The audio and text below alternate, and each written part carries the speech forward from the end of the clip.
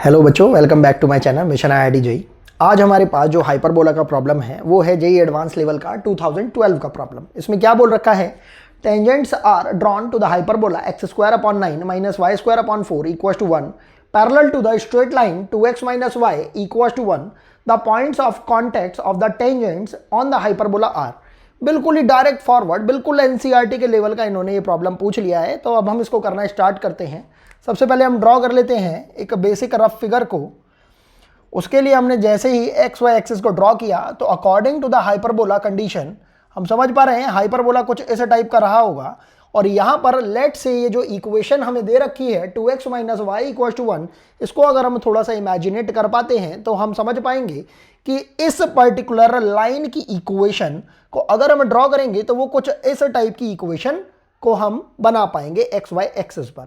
तो इस इक्वेशन को अगर हमने लिख लिया 2x minus y equal to 1, तो ये लाइन के पैरेलली हमें टेंजेंट को ड्रॉ करना है हाइपरबोला के ऊपर। तो हम समझ पा रहे हैं कि एक टेंजेंट की इक्वेशन तो कुछ इस टाइप की सी हो जाएगी और एक टेंजेंट की इक्वेशन जो कि पैरेलल टू दिस लाइन होगी वो कुछ इस टाइप की सी हो जाएगी। तो हमारे पास इन दोनों ही ये जो टेंजेंट्स हैं इनको हमने नाम दे दिया T1 T2। इन दोनों का ही जो स्लोप आएगा वो इस लाइन के, ये जो गिवन लाइन है इसके स्लोप के बराबर आएगा। तो हमने क्या करा, सबसे पहले इस लाइन का स्लोप निकाल लिया। वो स्लोप हो जाएगा हमारे पास माइनस टाइम्स ऑफ एक्स का कोफिशिएंट अपॉन वाई का कोफिशिएंट -1। तो हम देख पा रहे हैं m की वैल्यू आ रही है यहाँ से 2। अब क्योंकि हम कभी भी ऐसी कंडीशन के अंदर जिसके अंदर हमें पॉइंट ऑफ कांटेक्ट नहीं गिवन कर रखा होता है, हम इक्वेशन को कंसीडर करते हैं y equal to M x plus c type से, मतलब स्लोप फॉर्म से।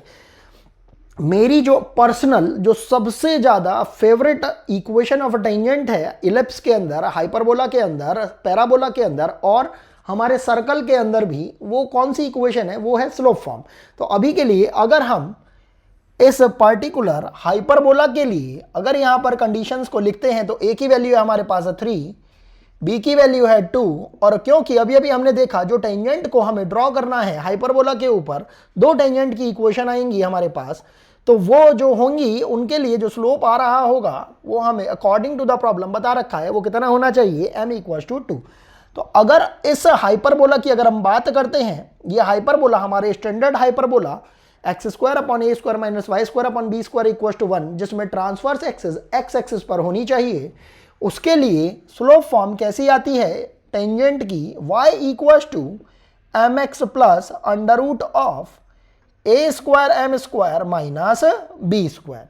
जैसे ये बात हमें समझ में आती है तो हम समझ पाएंगे कि इस इक्वेशन को भी चाहे तो हम इससे कंपेयर कर सकते हैं।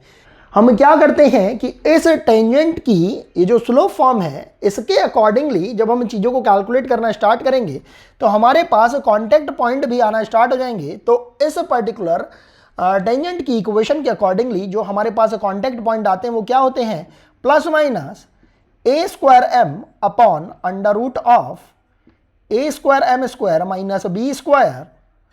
और इसी तरीके से दूसरा भी हमारे पास y कोऑर्डिनेट भी आ जाता है plus minus B square upon under root of a square M square minus B square.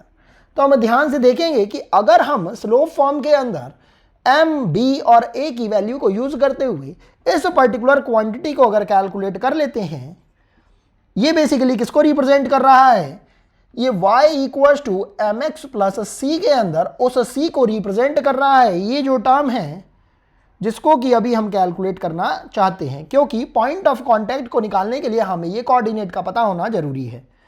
ये हो जाएगा A square M square minus B square. इसके अंदर अगर हम वैल्यू पुट कर देते हैं तो ये हो जाएगा 9, ए स्क्वायर की वैल्यू 9 है, एम स्क्वायर की वैल्यू 4 हो जाएगी, माइनस बी स्क्वायर की वैल्यू कितनी हो जाएगी 4। आप देख पा रहे होंगे ये बहुत ही डायरेक्ट फॉरवर्ड टाइप का प्रॉब्लम पूछ लिया है एडवांस लेवल पर, जनरली ऐसा नहीं होता है। ये जाएगा 9 इंटू 4 36 माइनस 4 32 और 32 का अंडर रूट हो जाएगा 4 रूट 2। तो अब हम डायरेक्टली अब इनके पॉइंट ऑफ कांटेक्ट को निकाल लेते हैं जो कि हो जाएंगे प्लस माइनस ए स्क्वायर की वैल्यू कितनी हो जाएगी हमारे पास 9 और m बोल रखा है, m की वैल्यू तो कितनी है 2 अपॉन, ये अपॉन में जो वैल्यू कैलकुलेट करी थी हमने उसकी वैल्यू हो जाएगी 4 रूट 2 एंड प्लस माइनस यहाँ पर ये बी स्क्वायर की वैल्यू हो जाएगी हमारे पास 4 अपॉन, और इसकी वैल्यू तो अभी भी कैलकुलेट करी थी 4√2।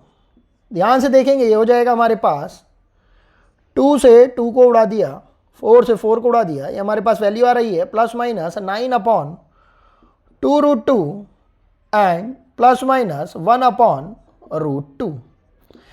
तो हम देख पा रहे हैं यहाँ पर 9/2√2 एंड 1/√2 वैल्यू आ रही है।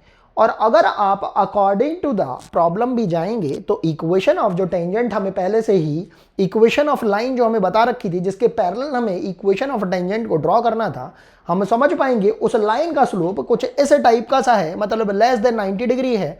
तो ऑब्वियसली जब हाइपरबोला के ऊपर जब हम दो टेंजेंट्स को ड्रॉ कर रहे होंगे तो जो ये टेंजेंट T1 है वो इस हाइपरबोला को फर्स्ट क्वाड्रेंट में टच कर रही होगी, और ये जो टेंजेंट T2 है ये भी हम देख पा रहे हैं, रफ फिगर होने के बावजूद भी हम देख पा रहे हैं कि ये T2 टेंजेंट इस हाइपरबोला को थर्ड क्वाड्रेंट के अंदर टच कर पा रही होगी।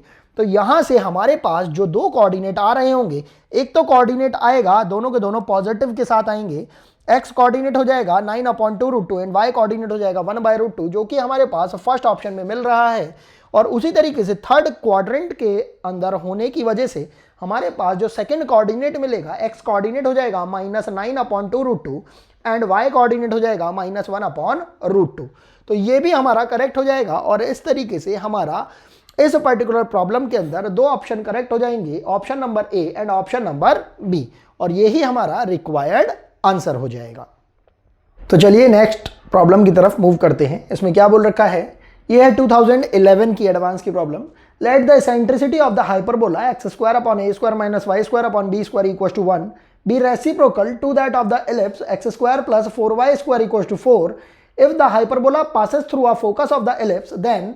ये हमें चार ऑप्शन दे रखे हैं और ये मल्टीपल चॉइस टाइप का ही प्रॉब्लम था। अभी इससे पहले वाली प्रॉब्लम भी हमारी मल्टीपल चॉइस टाइप की प्रॉब्लम थी।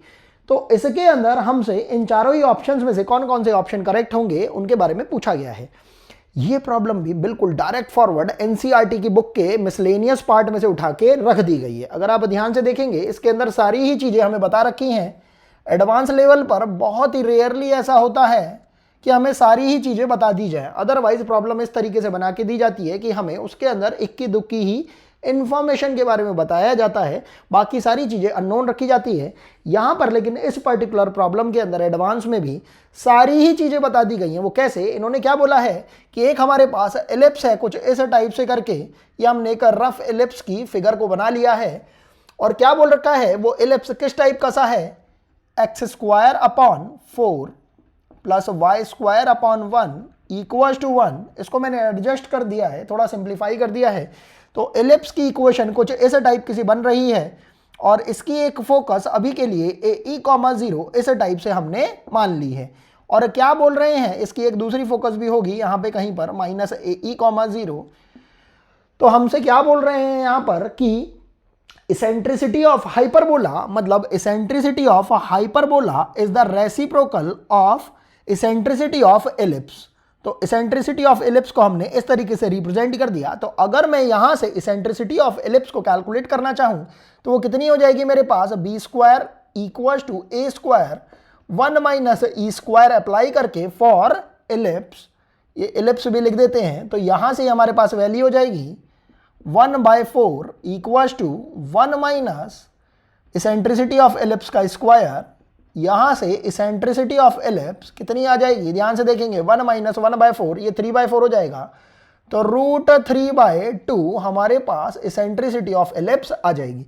तो यहां से इसेंट्रिसिटी ऑफ हाइपरबोला हमारे पास कितनी हो जाएगी, ध्यान से देखेंगे 2/√3। अब इसका यूज करके हम क्या करने वाले हैं, हमसे क्या बोला गया है, एक और कंडीशन दे रखी है, if the hyperbola passes through a focus of the ellipse. मतलब सब चीज इन्होंने बिल्कुल हमें थाल के अंदर परोस के दे दी है, हमें बस केवल और केवल कैलकुलेशन करनी है। Mathematics, normal, simple, multiplication, addition, subtraction, ये सब अप्लाई करके देखना है और कैलकुलेशन करनी है।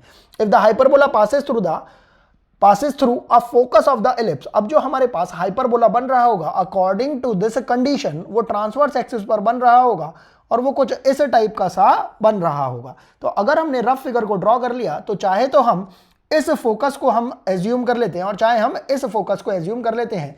If the hyperbola passes through a focus of the ellipse, okay, ये बोल रहे हैं हमसे जो हाइपरबोला है वो इलिप्स की किसी एक फोकस से पास हो रहा है, तो चाहे तो हम उसकी इस फोकस से हाइपरबोला को पास करा सकते हैं और चाहे हम इस फोकस से हाइपरबोला को पास करा सकते हैं। ये बहुत ही सिंपल सा हो गया है। तो अगर हम इलिप्स की इस फोकस को अगर हम कैलकुलेट कर लेते हैं तो हमें समझ में आ जाएगा इस पर्टिकुलर फोकस की वैल्यू हो जाएगी, ए की वैल्यू तो आ रही है 2 और ई की वैल्यू आई थी √3। तो बेसिकली ये कोऑर्डिनेट हमारे पास आ रहा है √3,0 और इसी तरीके से ये कोऑर्डिनेट हमारे पास आ रहा होगा -√3,0। अब इन चीज़ों का ध्यान रखते हुए अगर हम इस पॉइंट को इस हाइपरबोला में सेटिस्फाई करा देंगे तो काफ़ी कुछ चीज़ें हमारे लिए क्लियर हो जाएंगी। हमने इसको सेटिस्फाई कराया तो √3 का स्क्वायर अपॉन a का स्क्वायर माइनस y स्क्वायर की जगह हमने 0 को पुट कर दिया है क्योंकि y का कोऑर्डिनेट यहाँ इस फोकस पर कितना है 0, तो 0 का square upon b square equals to 1। तो हम देख पा रहे हैं a स्क्वायर की वैल्यू हमारे पास कितनी आ रही है 3।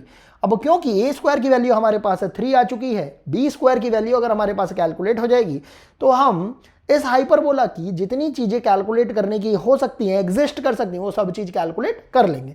तो हमने क्या करा, इसेंट्रिसिटी ऑफ हाइपरबोला ले लिया यहाँ पर, that is coming equal to 2/√3 और फॉर्मूला लगा दिया हमने हाइपरबोला की इसेंट्रिसिटी कैलकुलेट करने का। कब, जब हमारे पास ट्रांसवर्स एक्सिस होती है, वो हो जाएगा हमारे पास b square equal to a square e of hyperbola का स्क्वायर -1। तो ये हो जाएगा हमारे पास b स्क्वायर की वैल्यू तो हमें निकालनी ही है और a स्क्वायर की वैल्यू है हमारे पास 3 इंटू ई स्क्वायर की वैल्यू कितनी है हमारे पास, ध्यान से देखेंगे 4/3 -1, तो ये हमारे पास हो रही है 1/3। तो यहां से वैल्यू कितनी आ रही है हमारे पास b स्क्वायर की 1। ध्यान से देखेंगे आप इसको, तो ये वैल्यू आ जाएगी हमारे पास 1।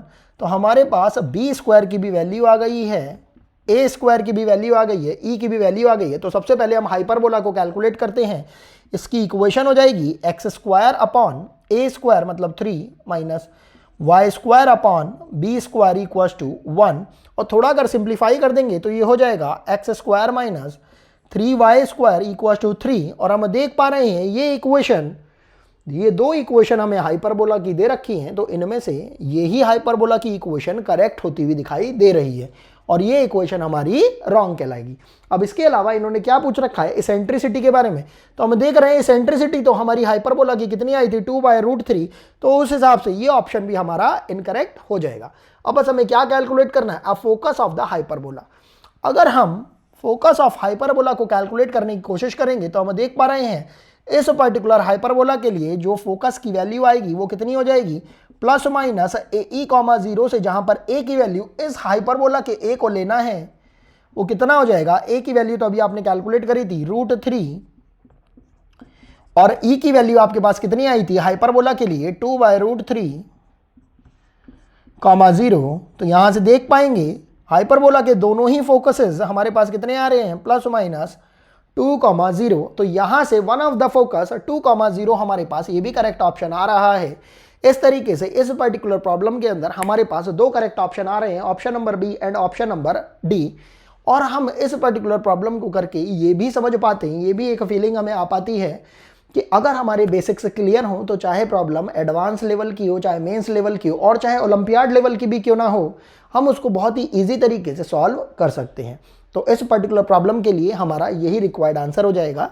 आई होप आपको ये प्रॉब्लम समझ में आ रही होगी। मिलते हैं आपसे नेक्स्ट वीडियो के अंदर। अगर आपको वीडियो पसंद आए तो प्लीज़ आप वीडियो को लाइक करें, सब्सक्राइब करें और ज़्यादा से ज़्यादा शेयर करें। अभी के लिए थैंक्स फॉर वॉचिंग।